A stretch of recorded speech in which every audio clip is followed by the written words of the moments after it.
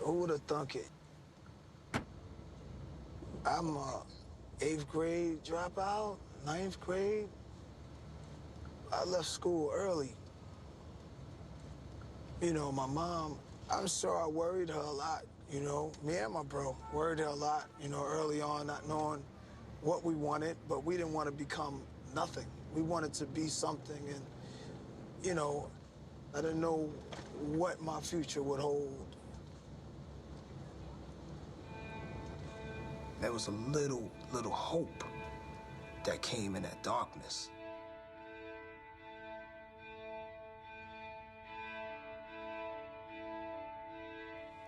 Along came my son Nas, you know. I just felt like a king was born. Every rhyme was like the best shit I ever heard in my life. 8, 9, 10 years old, we're talking about the devil and God. Ain't nobody was really rhyming like that back then. How many people have Illmatic? 1, 2,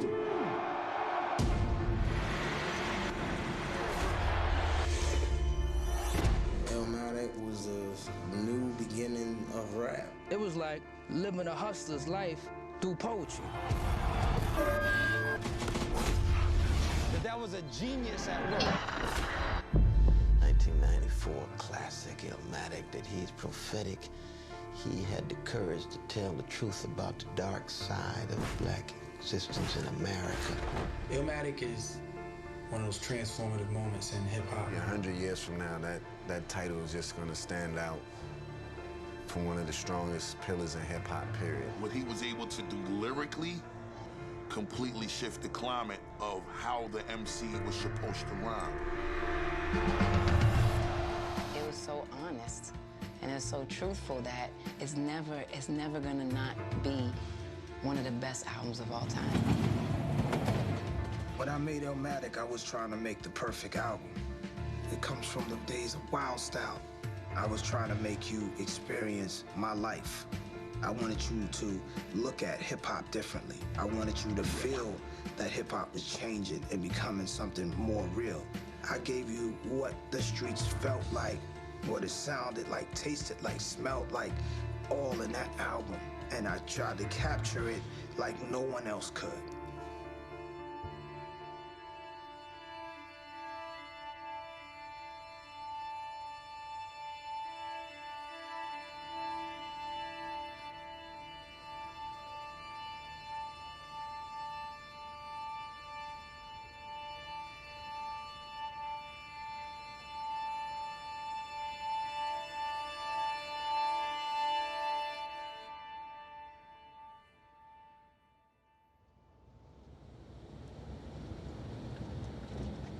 Going to a concert, I think to myself, wow, this is what I do for a living. I chose this, and then it happened, and now this is what I do on a regular. You know, being from Queens, that's as good as it gets right there. Begin.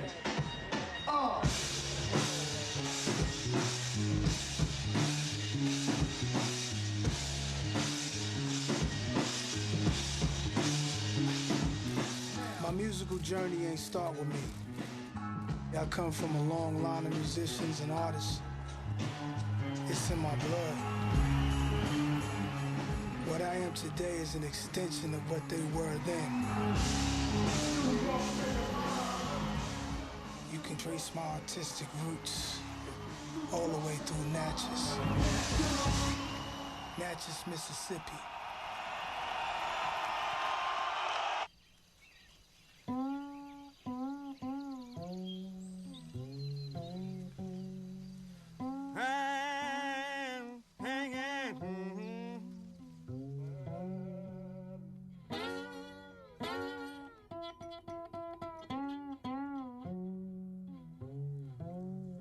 My ancestral name is O.T.R. It means God is good.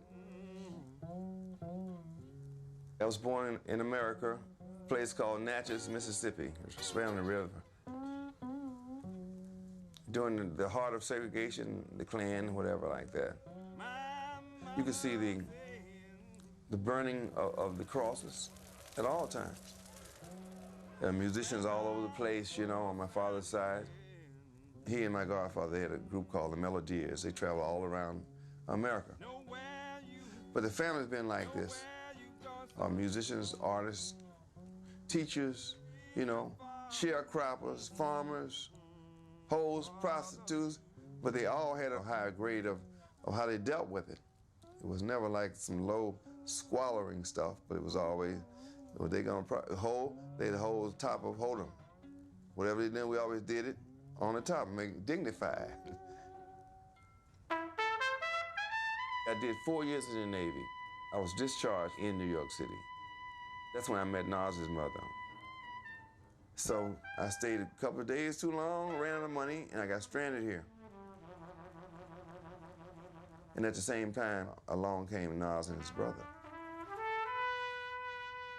It was tough for the mother, me, for the whole family then.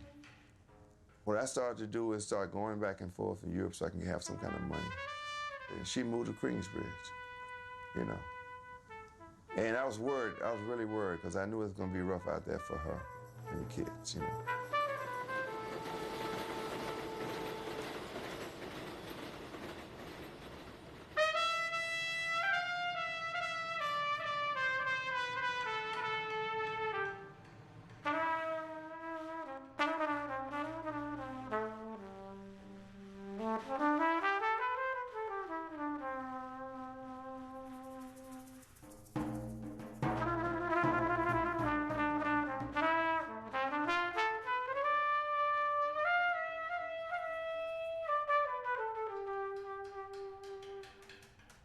In the 70s, you had mothers and fathers. In the 80s, you had a lot of single mothers. In the 90s, you had people being raised by their grandmothers.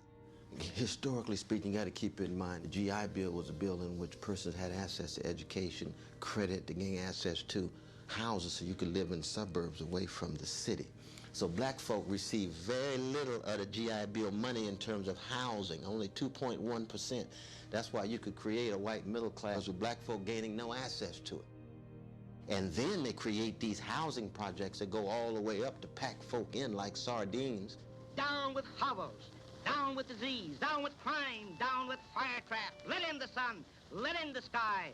A new day is dawning, a new life, a new America. Thank you, Mayor LaGuardia. Historically, they were built for working class families, no matter what color. But because the color line is so thick in America, once black folk made their way from the South into the cities and began to, in significant numbers, fill up the projects, you got white flight. And that white flight resulted in a withdrawal of money and wealth from the city.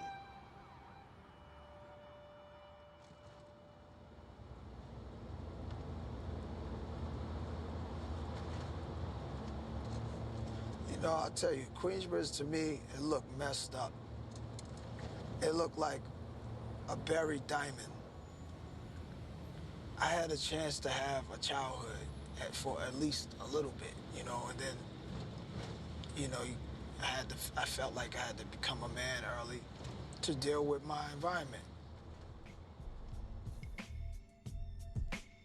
So I saw the difference early on what type of parents I came from. good people, hard workers. We had color television, we had VCR, you know, we had a carpet. We had nice things in our places compared to some of our other friends who had nothing, who ate hot dogs for dinner, who had no furniture, you know, was living bad. Like, we didn't really lack food. My mom was a great cook. Everybody wanted to come at our house. Miss Jones cooking, I'm over there. She had a great spirit. She didn't talk with curse words. She didn't talk street stuff. You understand? She was not like that. We needed stuff. She said, I don't want y'all to go out there and do it. Find another way to get it. I'll get you it. My father had a library in the crib. We had like a wall unit. It was a library. It had all kinds of books. Everything from the Book of the Dead. Egyptian books about King Tut. Psychology of the modern man. Malcolm X. Sun Tzu. Instant facts about the world. History of Chinese philosophy. It came before Columbus by Ivan Van Sertima. Aesop's Fables. Afrocentricity. Tao the King. From Superman to Man by J.A. Rogers. The Bible, Proverbs, trials and tribulations of ghetto life. I found that helped him a lot. My pop had been all over the world in the Navy and then traveling through his music. So he had a lot of stories to tell me and my brother about places outside the block, outside the neighborhood, outside New York, outside America. Man, I'm a cold man. So it'd be a xylophone made of wood, trumpets, guitars, maracas. They were toys to me, man.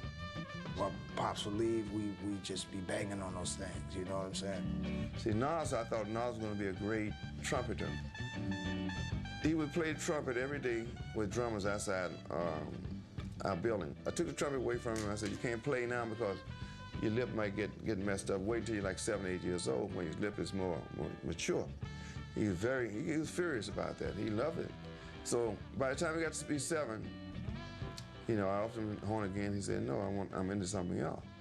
He used to wake me up in the morning with rhymes every day, like, yo, how this sound, how this sound, that sound. But since he was waking me up in the morning, I would tell him, yo, I didn't like that word. You said this, you should have said, you know what I mean? He used to come back, wake me up again, yo, how this sound, this is better, da-da-da. But I knew he was the best as soon as I ever heard him rhyme. I had a friend, a real friend, William Graham. We called him Will. We used to play around and make music when we was young. Me and Will, we'd make tapes and stuff like that and playing for our friends. We look forward to getting together and making tapes. Willie lived right upstairs. He was like my surrogate son also. I had another way of looking at the world. And the combination of the two, their minds were like, boom, like an explosion. I used to go upstairs to his crib, and he'd be baking brownies and taping videos. So one time he said it to a girl on the phone. I guess she said, what you doing? He said, just baking brownies and taping videos. And he bust out laughing. And, you know, I guess to him it sounded real soft. So every day he'd say to somebody, what you doing? Baking brownies, taping videos? Like, he'd say this to everybody. It's all I want to hear. He made you laugh. He was all about having a good time. That's how we was. We was like 2 peas in a pod, you know? And we was working on music all the time. But back then it was like just playing around. And if you want to see a smooth black Casanova, take it over.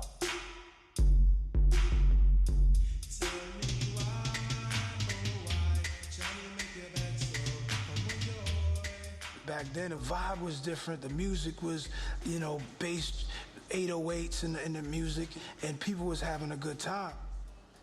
And the style was like fresh. It was colorful. It was rich. Well, they used to have the jams in the park, and one of the DJs was from my block, DJ Hot Day. Hot Day was known throughout the neighborhood for bringing out his equipment. Everybody hear that the jam is getting ready to happen. You see them carrying the equipment to the park, and sometimes I try to help.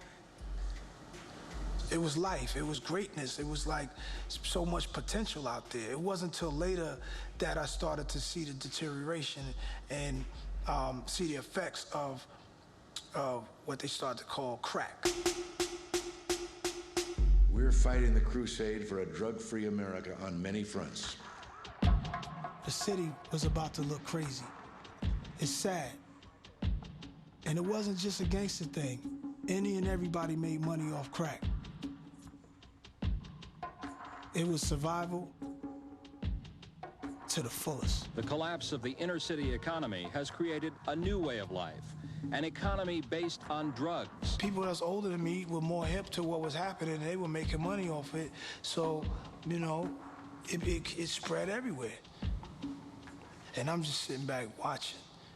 So this fast to the coke price rock. I know this crackhead say she got a slow price rock. And if she just bring your customers in, there's a rip-off for sure. They got a spot in on vacation. Inside information. Lost niggas erasing. And it was space. And drop steep as it does in my grip when I was asleep. I wanted to give you that feeling of New York at nighttime.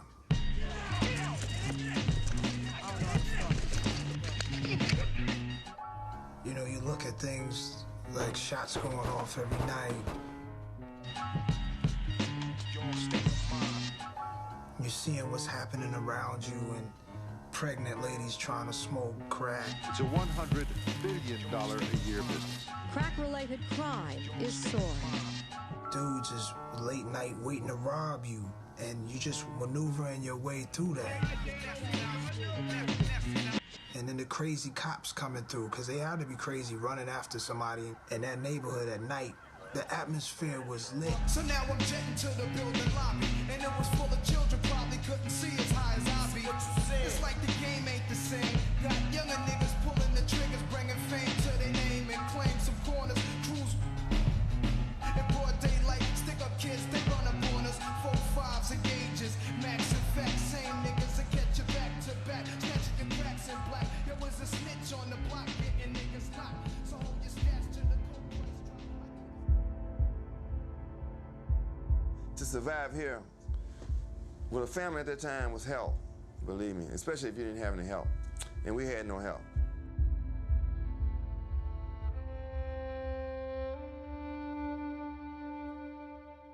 Yeah, my parents had reached like a final breaking point, you know, where it was it. My pop just kneeled down to me and gave me that one-on-one. I'm sure he said, you know, what he had to say to my brother, too. When he came and talked to me, he gave me that, you're the man of the house speech now, I'm not gonna be around now speech.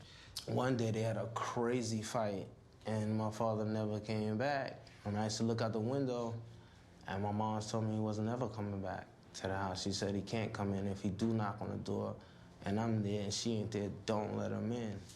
And that shit just, that shit fucked me up in the mind a little bit, because I was so young. My mom's never dealt with me as a kid. She always talked to me as if I was her age or I was smart enough to know anything that's going on. So when she said that shit, you know, I just knew it was real. I'm like, fuck. I just kept looking for him out the window, but he never came back, man. You know what I mean? He moved around Harlem, you know, somewhere else, and I'd visit him there. My mom never spoke anything bad about my father. My mom felt that, you know, she had been done wrong, I guess. You know, she was a hard worker who took care of all of us, including my father sometimes. You know, he wasn't always working. She was the one who provided for all of us. My father had a lot of talent. We got the talent and stuff from him. I think that's where, you know, the talent came from his side and, you know, the intelligence, but the smarts. And then my mom's was so smart, man. Like, my mom's is dead and my father's alive, and I don't really want my father to really fucking even, damn, I love you, Dad. But yo, my mom's, I wish she was here to be like praised as much as he is for Nas's life, especially for Nas. Anything to do with Nas, yo. My mother is the one that, you know what I mean? Without her, we would be no nothing. We'd have been gone.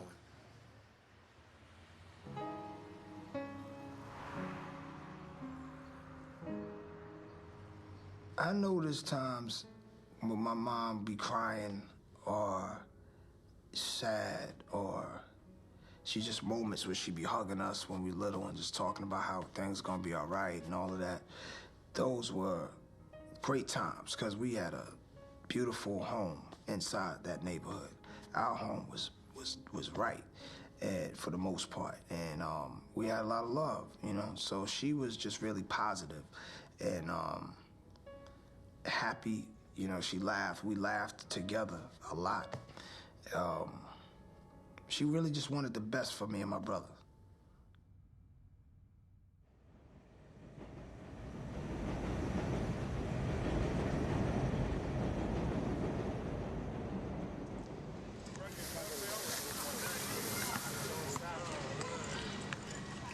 I used to be going this way trying to go to school and shit and see all of that. Early in the morning, somebody get shot, all kinds of shit. It was less police, so shit was real.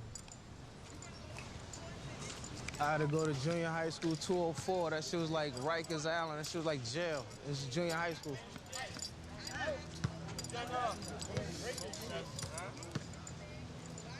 Well, I found out in New York, they were not raised like we were raised down in the South, nurturing, you know, with your own people raising you. He had never experienced it in no love like that before. And I went over to enroll him in school. It was almost like enrolling him into hell. It was shocking to me. I felt very bad to see that my father was raised in a nurturing school system. I was raised in a nurturing school system. And here come my kids. I have to have kids in New York City, and they into this. I did like school in the beginning. I only remember good teachers in elementary school and junior high school a little bit. There was Miss Braconi. Well, Nas was in a bright class in first and second grade. And I remember we did a project. The children had to make a face, their face, on a mask-size form. I was hanging them up. And then I stepped back to look at them, and I saw Nasir's face. And he wasn't happy that day for some reason. And he had captured himself perfectly. And I thought, wow, this kid can express his feelings. They tried to put me into like a slow class in elementary school, and my mom raised hell and got me out of there. I still had dreams, like I wondered what it would be like if I was in art and design or some other school that, you know, that really would push some of my talents, you know, that I thought I had. But when you grow up in an environment where the taxpayers are not making a lot of money, then they don't have the funding for schools. And when the schools don't have any money, you get a no-money education. And you wind up getting people who's not motivated and start looking for other ways, faster ways. I would just stop paying attention. I would just daydream. And in junior high school, I got kicked out and put into another junior high school where I really didn't care anymore. So by the time it was time for high school, it was like, I mean, grades was terrible and I didn't care. So I found an assistant principal and a math teacher, and they told me, say, your kids don't belong in here. This will destroy them. They don't care. They were old enough then. They were men to me, because I felt I was a man at that age, 13, 14, or whatever. I said, I'll tell you what you do. Go work, make you some money. This is America. Quit school if you want to save your own life. Develop your craft or whatever you want to do, and I'll back you. They smile. I got calls from my mother, my sisters, everybody. How dare you? How could you do it, you know? I wouldn't have felt right the rest of my life if I let them just stay in that school and keep being beat down and teachers not really having any love for the kids and stuff like that.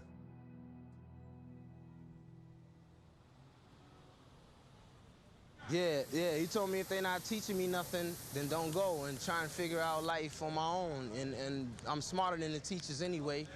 And they was just there to hold us back. He said the whole school system was just holding black men back, black little boys back. So he told us don't, you know, read our own books and you know, teach ourselves what's going on. And, you know, he knew, I think he knew that we was gonna be entrepreneurs. So he told us that we didn't need school.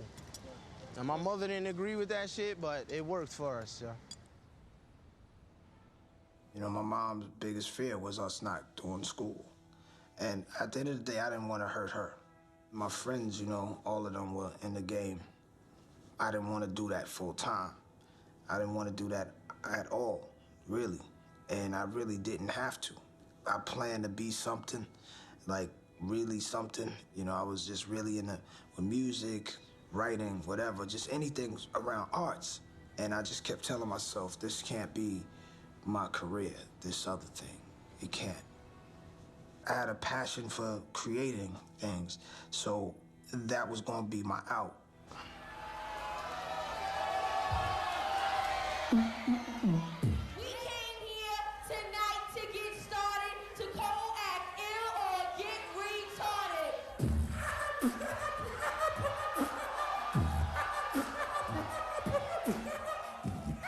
Back in the days, Roxanne Shante was getting a name as this big rapper in the neighborhood. And she came in my building one time, and she heard us in the hallway trying to rap. And Shante said, look, you know, I want y'all to come perform with me. There was like some Queensbridge Park jam that was gonna happen that we heard about. And she wanted to bring us on as a crew. It's like, oh, wow, so we talking about this every day, working on it. That's when we started to realize we're not really good. So she asked us, you know, spit for her. This is a different time. And we tried to rap, and we started laughing because it wasn't coming out right. She didn't laugh. She said, listen, if y'all don't have y'all routine, next time I see y'all, I'm fucking both of y'all up. She's older than us and taller than us, and we believed her. Basically, around 84, I started sampling at the crib in Queensbridge. Now, the funny thing about me making records, I didn't make records or get into this industry for the money or anything else. If I was making a beat in the window and it was blasting out, and somebody was walking through 12th Street, if they didn't stop and do a two-step or something, I would make a new beat. Ladies and gentlemen, we got MC Shan and Molly Mall in the house tonight. They just came from off tour, and they want to tell you a little story about where they come from. 1985, maybe I'm 11, maybe I'm 12. My man comes to get me, yo, there's this new song by MC Shan. Oh, he's like, yo, he got a song called The Bridge about the neighborhood. Which was never meant to be a record. That's crazy. It was meant to be intermission music for Queensbridge Day. But the tape went around Queensbridge, and hey, it became a Queensbridge hit. And the rest is history. You love to hear the story again and again of how it all got started way back when. When I heard that record, I just stopped everything I was doing. It was like, oh, shit. You automatically knew it was a smash. You know, the pride was crazy. You know, we had an anthem. It was on the radio.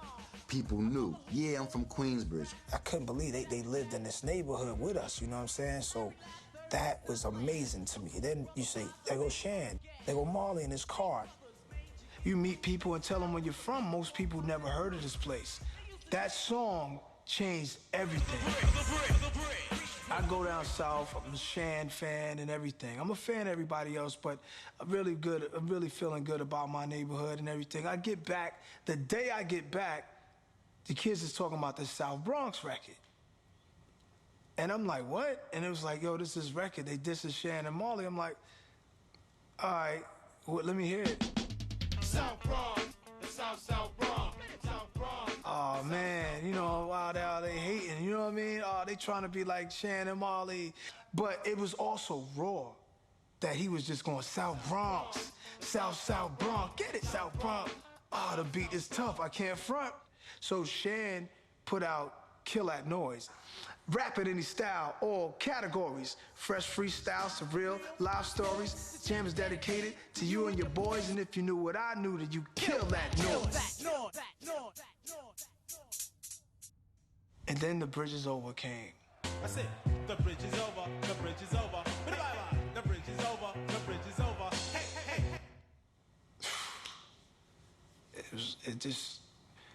It just silenced everything. It was like, oh, they not playing. Manhattan keeps on making it, Brooklyn keeps on taking it, Bronx keeps creating it, and Queens keeps on faking it.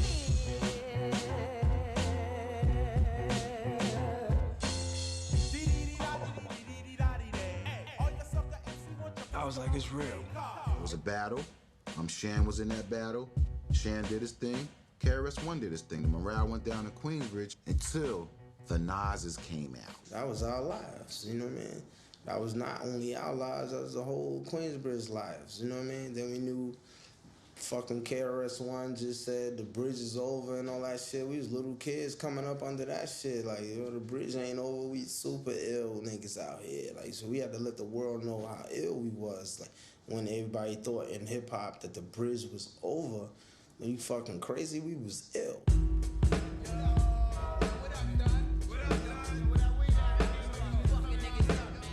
I already knew I had to prepare to block that hate out or to tear that down.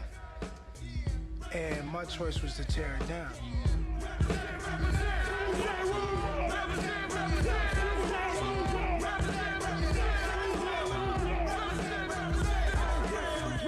Any day could be your last. Converted on the guns of blast, nigga.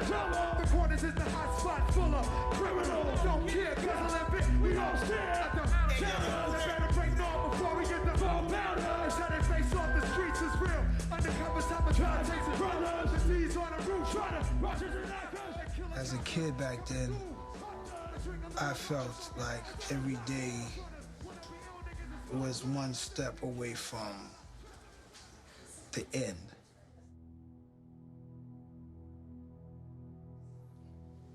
Me, my man Will, and my man Bo, we went to see Aliens 3. Will never smoked weed, but we thought it was the best thing. Smoking weed just chilled us out, especially Will. You never know, he's unpredictable. Somebody come around, say the wrong thing, he's on their head. But so I felt like if he smoked, he'd be chill. We're watching a movie and Will's, let me hit that. And he really hit it. Yeah, we like, oh, this is crazy.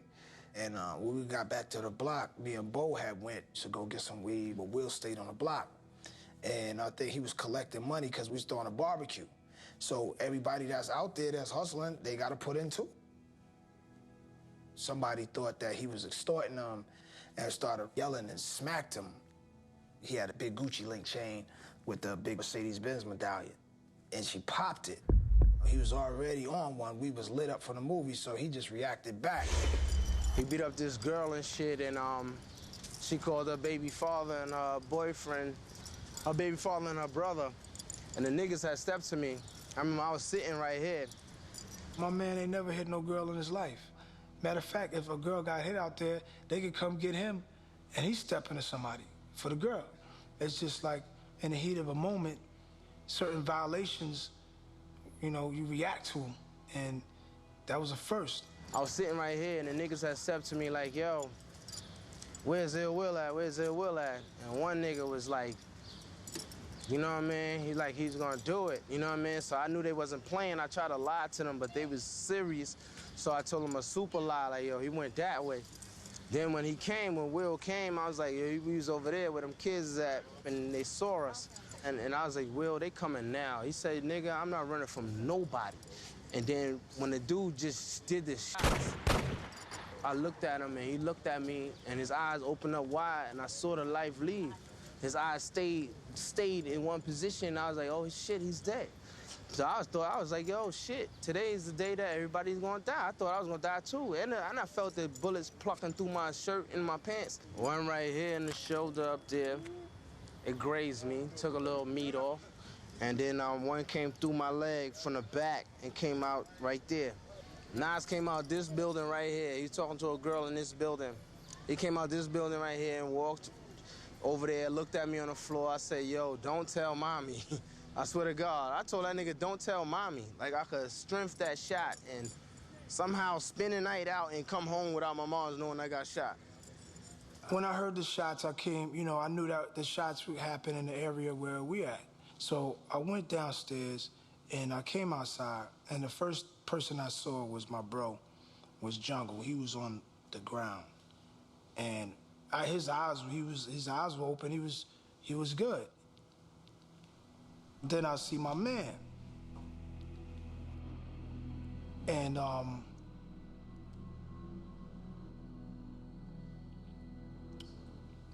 so he wasn't moving. I mean, at that point, it was like, we let somebody take one of us out. You know what I mean? Like, it's it, man. Like, we might as well all go. Nothing mattered no more. Whatever. I ain't blaming nobody, but I would have moved. You know what I mean? If my son got shot, I used to tell my mother this shit. Why didn't we move, yo? I had to come outside and look at this block again, and all that shit was traumatizing. That shit made me into like a crazy person. That shit made me a shooter and all that shit. That shit made me like that. Give me a cigarette, yo.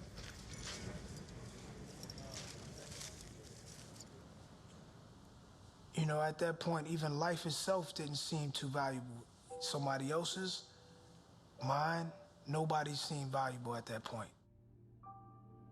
Will was a lot of things to Nas. He was very creative, just like Nas was. He was very knowledgeable about a lot of things. They read, basically, they thought basically the same. And they were basically brothers in a way, you know. So I noticed his demeanor did change. He got more maybe cynical about the world or whatever.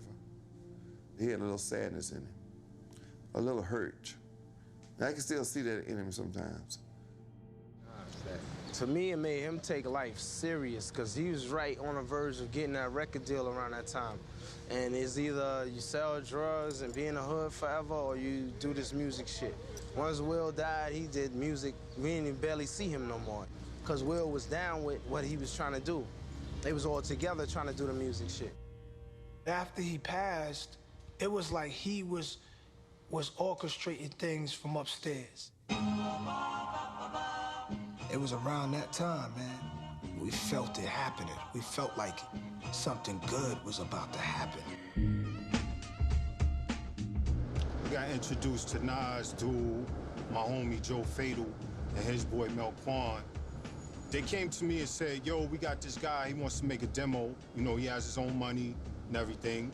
And he wants to see if you can make a beat for him.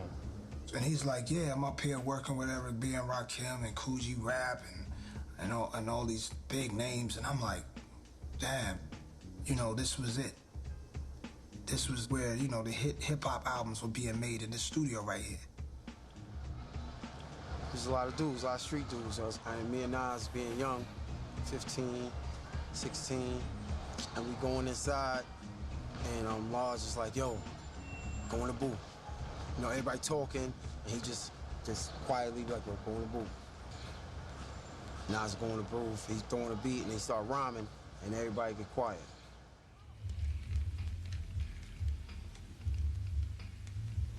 I was in the Mecca. I was inside the place that everybody wanted to be. In my mind, this is what I was thinking, right? All right, you wanted to do this? You here now, baby. You here. This is it. Do your thing. This rhythmatic explosion is what your frame of mind is chosen. I leave your brain stimulated. Niggas is frozen. Speak with criminal slang. Begin like a violin. End like Leviathan is deep. Well, let me try again. Wisdom be leaking out my grapefruit troop. I dominate break loops. Giving mics minstrel cycles. Streets disciple. I rock beats that's mega trifle. And groove even smoother than moves by Villanova. You're still a soldier. I'm like Sly Stone and Cobra. Packing like a Rasa in the weed spot. Vocals are squeezed Glocks. MCs eavesdrop. Though they need not to sneak. My poetry's deep, I never fell. Nas's rap should be locked in a cell. It ain't hard to tell. Who's that back there? Who's that? Who's that? Who's that? Who's that? Man, that boy nice. God damn. That nigga is, oh man, how old y'all? It was just like, yo, that's crazy right there. Like, yo, you good? Like, yo, you good, man? I'm excellent with that, man, right there. So we was on from there. And let me formally introduce my boy. This is my man, the rapper Nas, Nasty Nas. You know what I'm saying? I started off on my verse from Live at the Barbecue.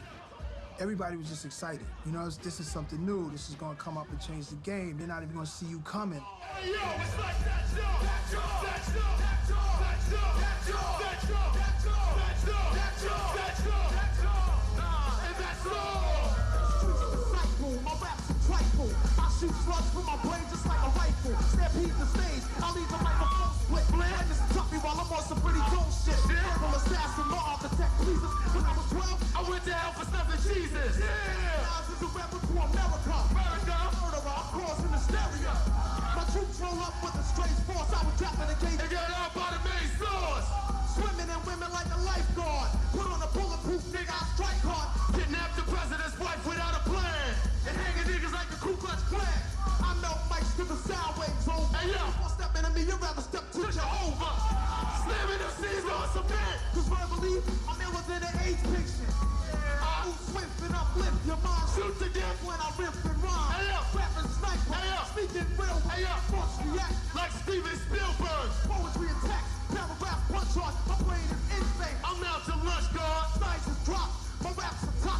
voice box and excel. Hey yo, it's like that y'all, that y'all, that y'all, that y'all, that y'all, that y'all, that y'all, that y'all, that y'all, that y'all. Hey yo, and that's all. It was one of the illest lines anyone had ever heard an MC say. When I was 12, I went to hell for snuffing Jesus. I mean, I must have rewound that like 100 times. This Main Source album is brilliant, but who's that kid? Oh, it almost felt like within a week, everybody wanted to know who that guy was. Nas said the line, when I was 12, I went to hell for snuffing Jesus. And I said, like, who is this guy? You know, it's crazy. I went on a mission to try to find him. I originally met Nas in '92, and Nas was at G-Rap's crib. It wasn't until '93 when I was working on my solo album that I really got to know Nas, and he came to the studio when I was doing Back to the Grill Again. Back to the grill again, the grill again, back to the grill again. So get up and get down. Search will never stand still. So here's a true or false. Tell me if it's factable. You want to kill the clan, shoot the fans out of tractable. Got crazy games so no one can stop me. But hey yo, I'm white. I guess my game is hockey. Back to the grill again, the grill again. Yeah. Back to the grill again, the grill again. Grill. Keep a Tech 9 in my dresser. Lyrical professor. Keep you under pressure. Mind like a computer. The inserter. Paragraphs of murder. The nightclub flirter. This is Nas, kid, you know how it runs. I'm waving automatic guns at nuns. Sticking up the preachers in the church. I'm a stone crook, serial killer who works by the phone book. Waving automatic guns at nuns. I never saw those verses as being shock and awe. They weren't just about the words themselves. They were about an emotion and a feeling, so you had to use an example. Like, I am so angry at the system that I have to channel that anguish and that frustration into waving automatic guns at nuns. For you, I got a lot to shoot songs in here. My rhymes are hotter than a prostitute with gonorrhea. On the mic, I let vocabulary spill. It's like that jaw, kick 'em in the grill. I get a call from my friend MC Search. And Search says, I found that kid you're looking for. You know, that kid Nasty Nas from Queensbridge. And he said, not only did I find him, but I got 2 demos on him. I said to my boss, if you never let me sign anything, just please let me sign this kid, you know. And he said, okay, all right, you know, and that's kind of how it happened.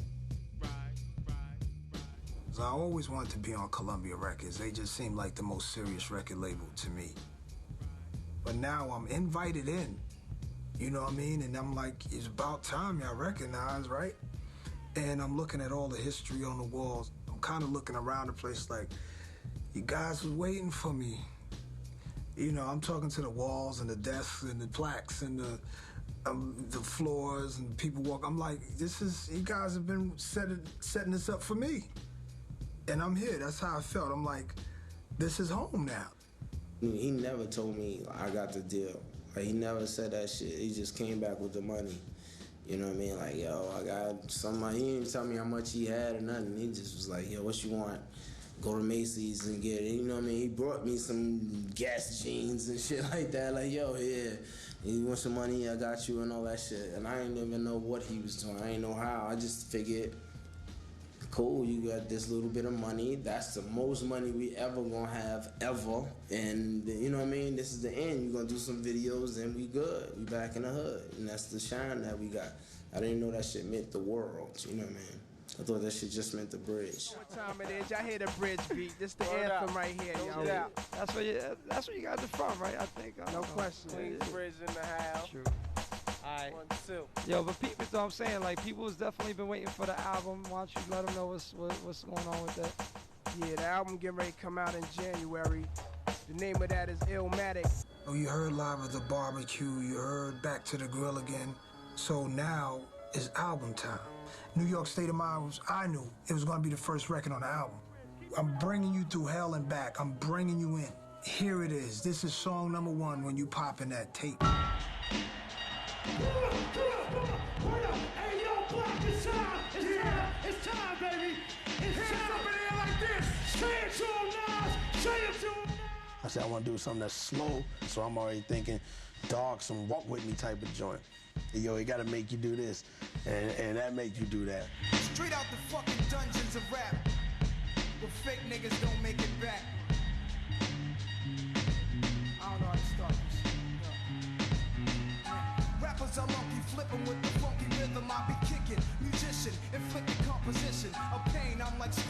sniffing cocaine, holding an M16. See with the pen, I'm extreme. Now, bullet holes left in my peep holes. I'm suited up with street clothes. Hand me a 9 and out the feet fold. When I wrote the review for Illmatic in the Source magazine, I didn't know that it was going to change hip-hop. I only knew that it changed me with one listen. Illmatic's the album for the 90s era where I was growing up.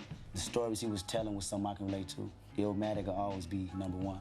Coming from Dallas, Texas, Illmatic was my secret. It was my weapon. It was the steel that sharpened my steel, which set the tone for Baduism and everything else that I would do. In 1994, I was 9 years old. I came up in Fayetteville, North Carolina, so a lot of things didn't make it to me. He hit us with life lessons and insight on how to maneuver through this world as just young black men in America.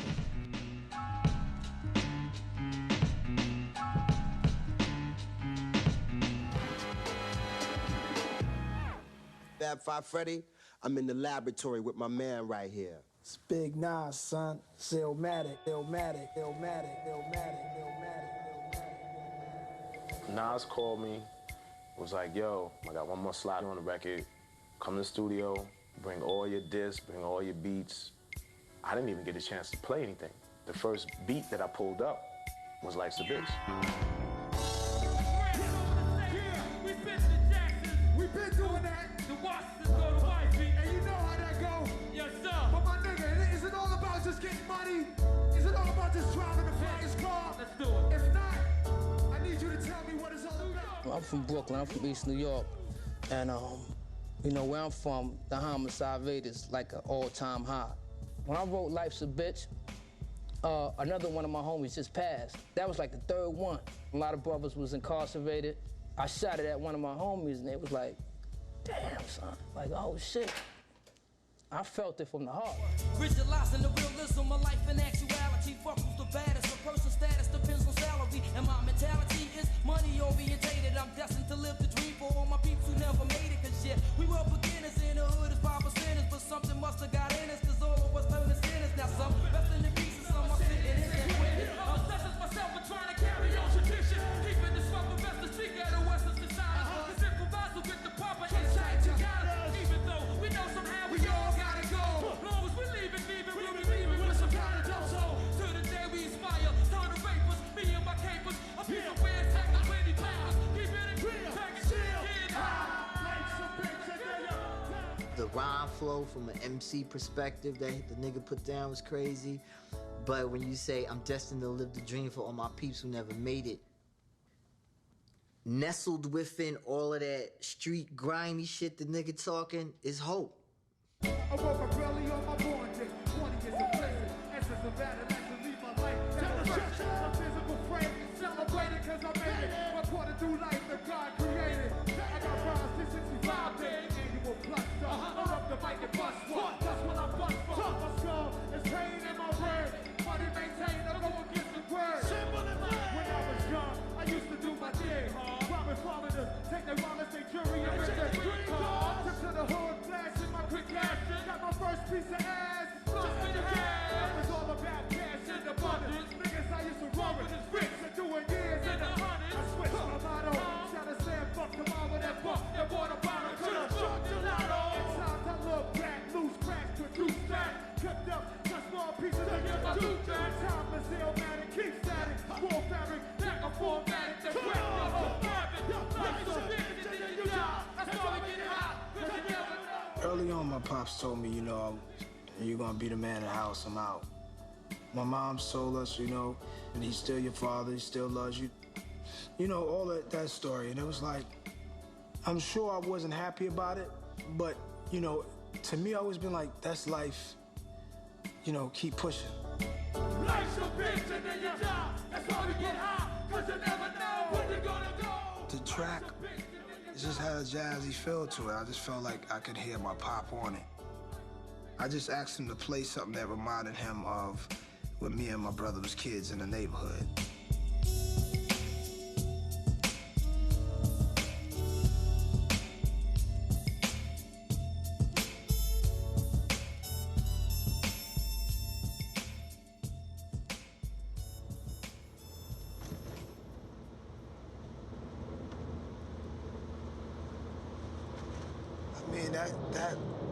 that record is the mindset of most people today still. It's still me. It's still who I am as far as when you listen to those words, it's sort of like philosophy in a way, you know? It's like, you know, it's talking about life.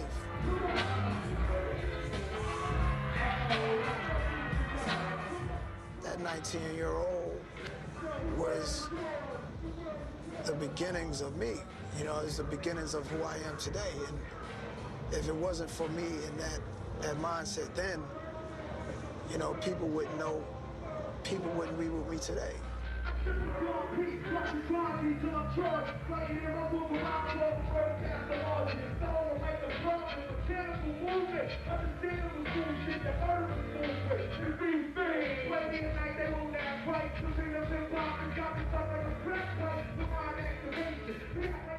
The vibe of that song is straight Tony Montana, Scarface. The world is yours. That's what it said on the blimp. That was serious in the movie when he saw that. It was like a sign. I saw this jazz album, Ahmad Jamal, and I, just threw it on one day as I was vacuuming in my room, and I heard the loop go by.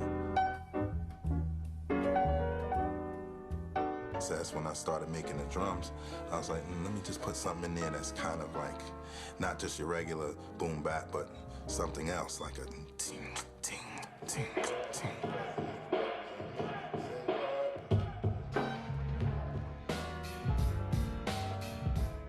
That was the first beat, and when he heard it, I saw him just freeze, you know what I'm saying? And just start closing his eyes and getting the idea.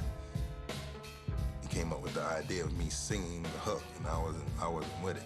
He's like, nah, I want you to sing it, man. And he started singing it the way he wanted me to do it, and I did it, you know what I'm saying? Whose world is this? The world is yours. The world is yours. It's mine. Whose world is this? The world is yours. The world is yours. It's mine. Whose world is this? I said the world is yours. The world is yours. It's mine. I said the dog heat. Watching Gandhi till I'm charged. Writing in my book of rhymes. Word about to margin. To hold the mic, I'm throbbing. Mechanical movement. Understand I'm a smooth shit. Word was moved with. The thief sting. Play me tonight. They won't act like the feet of hip hop. They got me strong like a crack pipe. The mind activation. React like a face and down like happy nation. Repent of creation. Wipe the sweat on my dome. The flame on the street. Sway tips on my feet. Cypher complete. Weather cruising in the 6-cab. I'm on 0 G. I can't call it. The beats help me fall. I keep falling. But never falling 6 feet. I'm not for presidents to represent me. I'm not to say what? Presidents to represent me. I'm not to say what? I'm out for dead presidents. Whose world is this? The world is yours. Think of the word best describing my life to name my daughter, my strength. My son, the star, will be my resurrection. Think a word best describing my life. Will be my daughter, your strength. My son, the star, will be my resurrection. Born in correction, all the wrong shit I did. It leads the right direction. How you living larger? I had no idea I would have kids in that order, the way I wrote that rhyme, and what their sexes would be. It's just I spoke that on my first album, and that's how life turned out. That's chilling. Peace.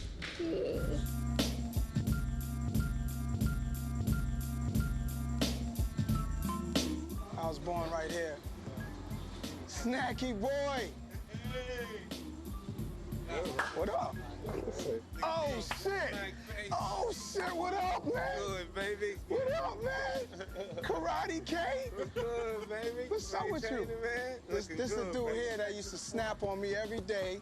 Good, if I came outside and my sneakers was fucked up, he would send me back upstairs. This dude was the best ever. The best. What up, baby? Huge fan, man. Oh, love. Is Illmatic. You already know. Yo, I could bring cameras. Y'all all right with that? Just want to check with y'all to make sure. Peace. How you? How you? What up, baby? What up? Nigga got big as hell. Yeah, I'm home. Ain't little Messiah no more. You big Messiah now. Welcome home, my nigga. Yeah. All right, what's up now? What's going on? Okay, y'all. Hey, peace. What up? I love you too, babe.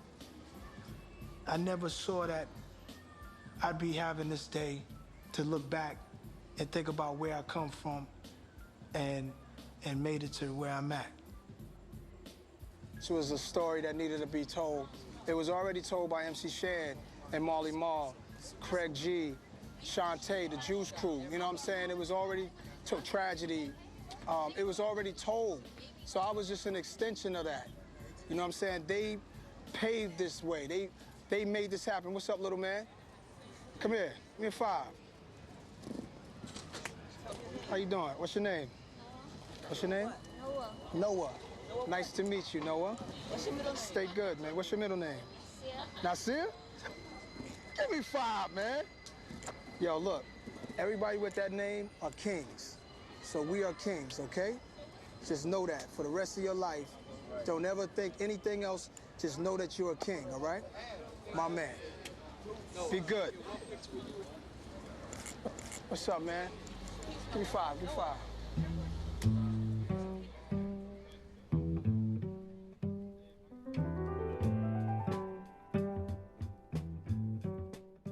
I remember being in Europe and hadn't seen my boys for a long time. So I went out to Queensbridge to look for them. And a man with a camera, a guy I knew, he said, "Hey, there your boys." And they come running over. They hug me and kiss me and shit, and then pose for the photograph. I just never forget how they looked, because they had changed. I'd been gone so long.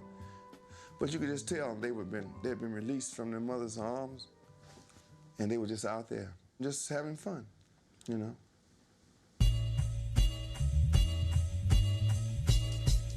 Yeah, it's Illmatic. Yeah. When I first saw that Illmatic cover, I knew exactly where the photograph came from. From the looks of the photograph, you could just tell this way his mind just opened up. To me, his mind was saying, wow, what a world. What a world. So you'd have this your background for Illmatic. Danny Clinch, the photographer, when he showed us this picture, it just felt like you get a chance to see the neighborhood in a larger way. One time for your mind, one time. Yeah, whatever. One time for your mind, one time. Yo, whatever. One time for your mind, one time. That day was a big day for me because we had made it. We were rolling out with an album. We were doing a photo shoot for the album. There was no stylist, there was no budget for anything except cameraman. To get to that point is the biggest day of your life, so we were celebrating.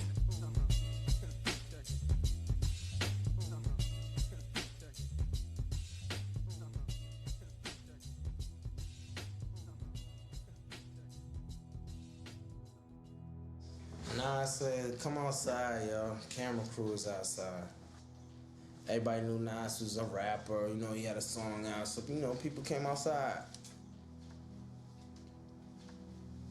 There's a lot of people around that want to kill each other that just got together that day. Just for the pictures and shit. So, that was a crazy day in the hood.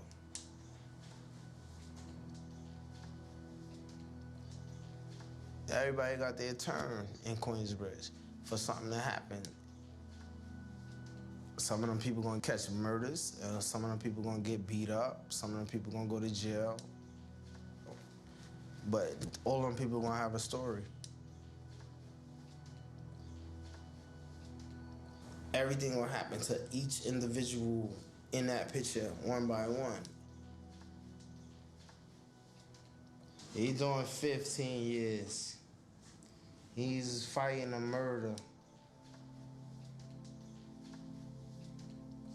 He's doing life in prison. He just got locked up, no bail.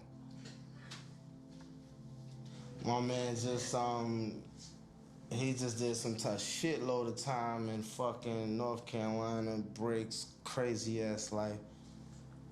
He do a bunch of fucking time in and out of jail. And this shit is real, this the projects.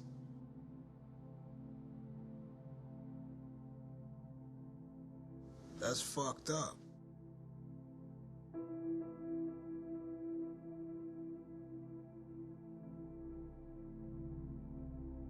It's so fucked up just to see what happened, you know what I'm saying? Like, it makes me really realize if it wasn't for music, you would have told a story about that kid too on the bench. If it wasn't for music, you would have went along that line telling that story, or maybe I wouldn't even been in that picture. That's not what I wanted to see happen to nobody in that picture. You know, I wanted the best for my friends, you know what I'm saying? So, yeah, it's crazy.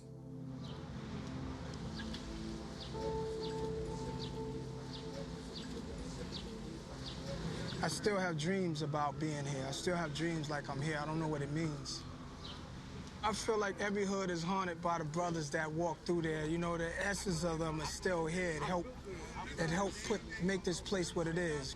They kind of like govern it spiritually, you know what I mean? So you always remember the homies. You always remember the ones that meant a lot, that died for even this neighborhood, that died for us to be here. I feel like a voice for those ones that passed on, you know what I mean? Because I was here. This was me. This was what it was about for me, you know what I'm saying? This was life.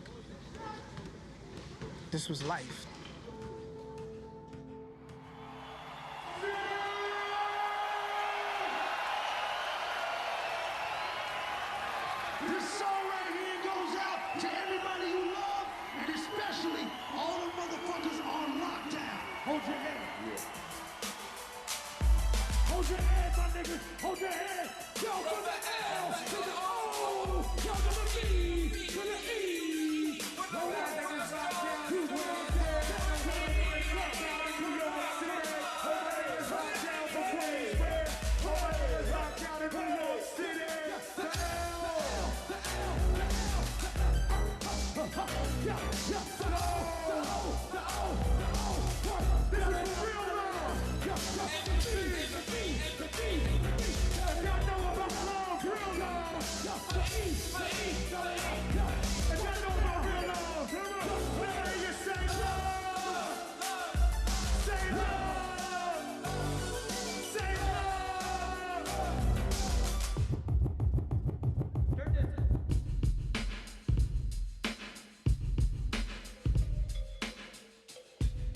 Large Professor hit me and told me, yo, you need to link up with Nas. I know you got it. It was Large and Akinelli and Nas that came out. We had a little setup in Fight's basement. Nas was like, yeah, I just need that shit you do. You know what I'm saying? Like, that mystic shit. I played him what was to become One Love. Word is born, you got 6 minutes on that jack, kid, that shit is real. Yo, check this shit out, man. Hey, yo, go, give me a cigarette. Yo, here you go. Yo, check it out, man. Check out what I got here, man. What is that? What's that? Yo, it's a letter I got from my man Nas, man. I find myself getting letters from friends who were locked up all the time, and you know, me saying what's going on in the free world, and him telling me how he's maintaining and asking me questions, and us going back and forth, you know, on just keeping his brother's head up. I never heard a record where somebody's writing letters to people. If I did, it was like a love song, or it was never from a street perspective. So One Love was about keeping people's head up in locked up situations. What up, kid? I know shit is rough doing your bid. When the cops came, you should have slid to my crib. Fuck it, black, no time for looking back is done. Plus, congratulations, you know you got a son. I heard he looks like you. Why don't your lady write you? Told her she should visit, that's when she got hyped. I heard he looks like you. Why don't your lady write you? That right there, if you examine those two bars and just look at what happens when we get incarcerated. You know, you're dealing with a young African-American disease almost, is incarcerating black men. Not only do you incarcerate them in a physical sense, but you emasculate them, you incarcerate their manhood, their identity, their spirit. What up, kid? I know shit is rough doing your bid. When the cops came, you should have slid headed to my crib. Fucking black, no time for looking back, it's done. Plus, congratulations, you know you got a son. I heard he looks like ya. Why don't your lady write ya? Told her she should visit, that's when she got hyper. Flipping, talking about he acts too rough. He didn't listen, he be ripping while I'm telling him stuff. There's a thing that we say in the hood, yo, she's a good bitch, she gonna bid with you if you get locked. She's not fucking around. She's galvanizing on your people, making sure you getting visits. She's holding you down. But when you're black and you're in America and you're in the hood, no income, hard to find a job, crime all around you, there's a cloud of dysfunction that just hovers over that young sister. So just in that line, I heard he looks like you, why don't your lady write you, shows how the prison system also destroys, you know, union and love and family. You know what I'm saying? And destroys promise and hope. Not only for the person who's incarcerated, but those people who are attached to them on the outside. Hey, look like you. Why don't your lady write you? Told her she should visit, that's when she got hyper. Flip it, talk about he acts too wrong. He didn't listen, he be riffing. Telling him stuff. I was like, yeah, your girl don't care. She a snake too. Fucking with them niggas from that play crew. Ain't you? But yo, guess who got shot?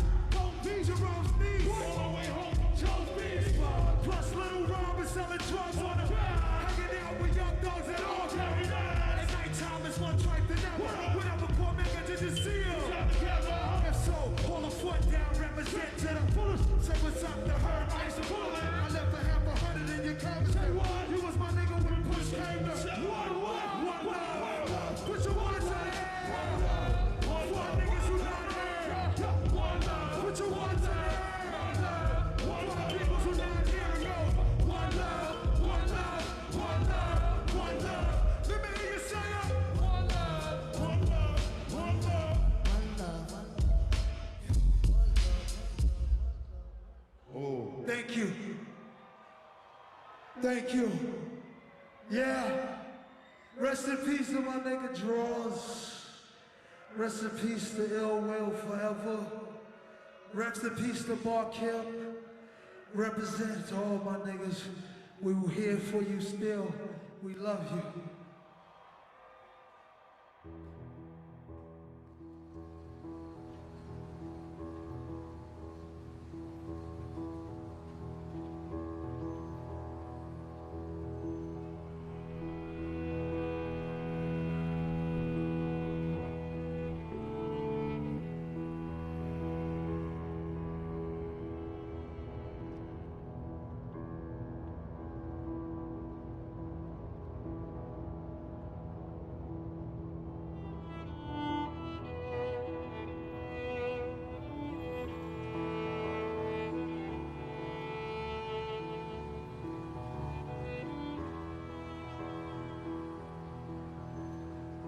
The Hip Hop Archive was established at Harvard University to support art, culture, and knowledge of hip hop and its followers.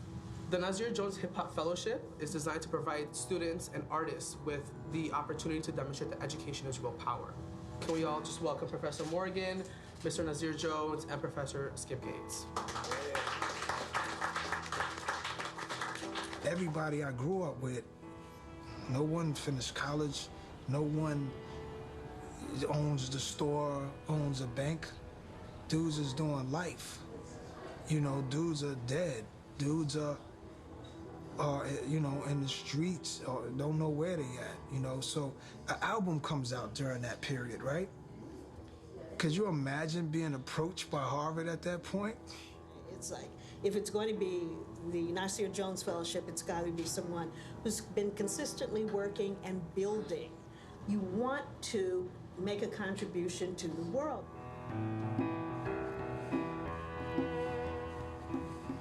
I said our friends be in the projects of jail, never Harvard or Yale, years ago.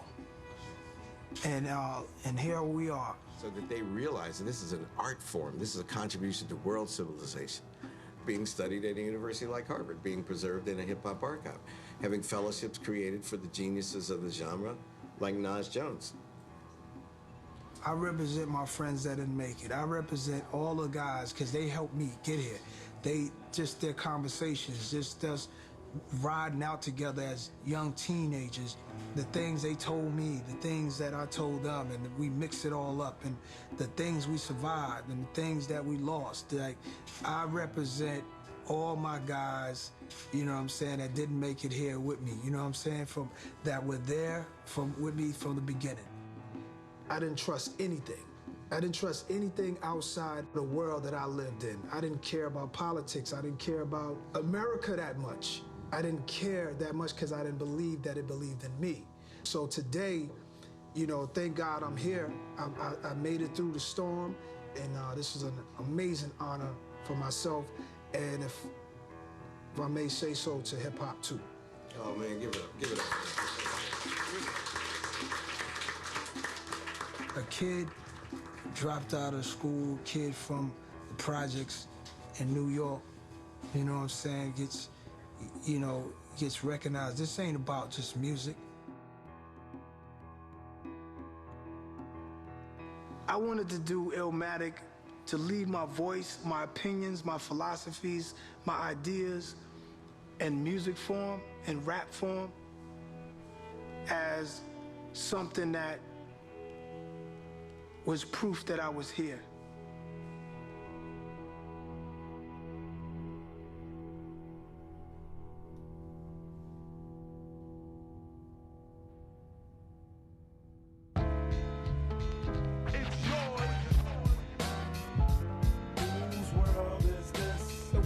Yours, the world is yours.